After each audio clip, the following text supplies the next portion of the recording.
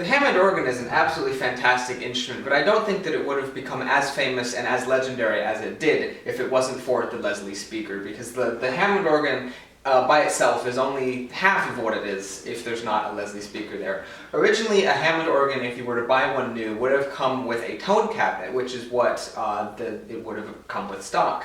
However, the Leslie, as well as the switch to activate the Leslie, was actually an aftermarket thing created by Don Leslie. And what's kind of funny is the creator of the Hammond organ actually completely despised Don Leslie and his invention. Some say it's because Hammond was salty that he didn't invent it himself. Others say that it's because it made the Hammond organ into something that Hammond didn't want it to be. It was originally supposed to be like an emulator for a pipe organ, and the Leslie kind of makes that not sound like a pipe organ at all. And so there's multiple theories as to why Hammond hated it, but he did. However, it's just such a fantastic thing, and it really gives the Hammond B3 its characteristic sound that's become so famous in songs and records over the years that I thought I'd do a video on it by itself and show you the internal workings and how that all works, because it's quite fascinating. Basically, the way it works is up top there is a speaker that projects sound into a rotating cone. And what's kind of interesting is only one half of the cone makes sound. There's two cones that go outwards like this, and we'll show you the inside in a minute so you can really understand what it is. And the sound actually only comes out of one cone. The other one is simply a counterbalance, so it doesn't go crazy when it spins real fast. And so that is driven by a belt-driven motor, and then down below there's this bass speaker, which is used for the pedals and of course the lower bass notes as well, and that is in a rotating baffle that also helps make the sound just move. And it's got a really, really great sound. And I think now let's open up the inside of the speaker and show you how it all works. Before I take off the back panel, I thought I'd just show you what the whole front of the speaker looks like. Mine is made with this light cherry wood, and it's really pretty. It's got all these cool patterns in it. And so this is what the Leslie speaker looks like. There's a little teeny tiny logo up here at the top that says Leslie. And I also wanted to point out that this is a little rolling stand that the previous owner named Mark made for us. He was a great guy, and he took great care of this organ and the speaker. And this makes it so easy to move the speaker around. It's absolutely amazing, because the speaker weighs a ton. It's got all this metal and wood inside of it. And so this rolling thing makes it extremely easy to move the speaker around. And also, since there's space underneath of it, it makes it a great place to store the cable. And this is the cable that is connects the Leslie to the organ. As you can see, it's very long, so you could have this like in a whole other room if you wanted to or something. So that's pretty awesome. If you're not familiar with the Leslie speaker, you might be wondering, how does the sound get out? It's not like your standard speaker that has like the round speaker grills and behind it is the speaker. The speakers are actually inside and there's no speaker grill. So the way the sound gets out is it's kind of interesting. These are actually these little vents, and I believe technically they're called baffles. And basically what happens is the sound escapes through those. And they're on all three sides here at the front and the sides, and then also there's some little slits in the back that it can escape from. And it's also the same story down here with the bass. And there's even more baffles to really let the bass get out. And these are completely hollow. You can put your fingers inside of there, and up top you can actually look inside, and when the Leslie is spinning, you can see the cones kind of rotating, which is pretty cool. So this is what the back of the Leslie speaker looks like. As you can see, it's not quite as pretty as the front, but what's cool is all of this is actually original from 1965, which is cool in its own regard. So this decal here is talking about the Leslie speaker itself, how you'd move it, how you'd set it up, sound-wise, and all kinds of other stuff. And as you can see here, it says Model 122 in that circle. So that's what this is. This is a Model 122. They also made a 122R, which had reverb, and someday I'll probably end up with one of those because the organ, I'd imagine, would sound phenomenal with reverb. And I think they also made a Model 144 or something along those lines, which is a much smaller version of the Leslie, and that would be much more compact.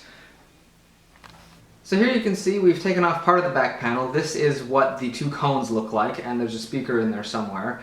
You can see the belt there as well, which connects up to the motor, and in a second I'm going to spool this up and you can see what it looks like when it's spinning, because it's pretty wild.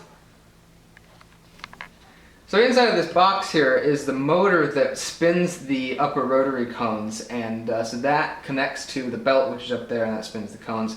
Off to the right of it, in that bag kind of thing, is the speaker that uses the cones, and it looks like it's falling down, but it's actually supposed to be like that because it's stretching over across the top of the speaker there. So that's all totally normal down there.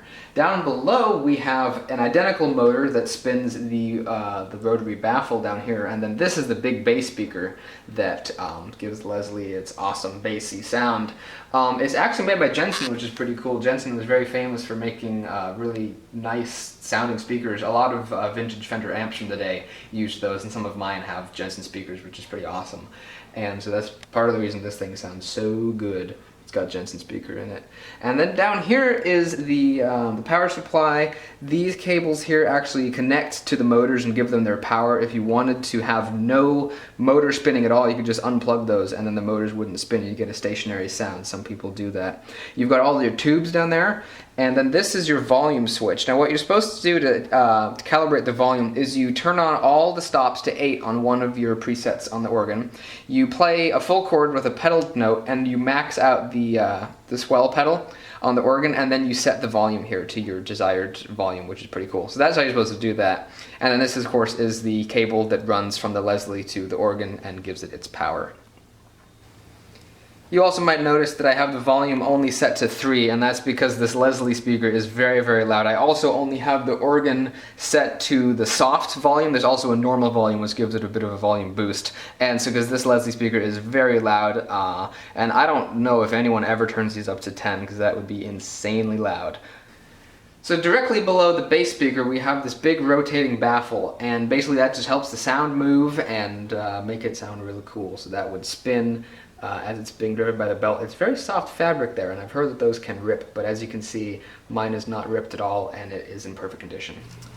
This is the bass baffle down here, and as you can see, it is spinning as well.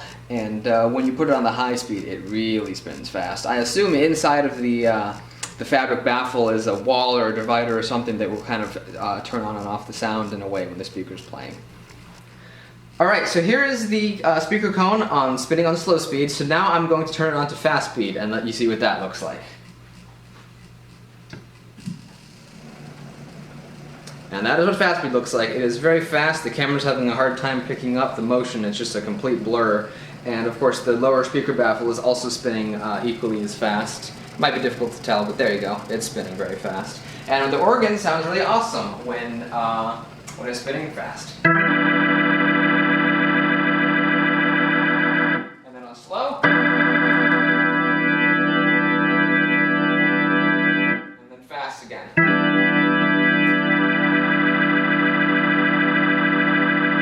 One of everybody's favorite sounds is the sound of the organ spooling up, of the Leslie spooling up when going from slow to fast, like so.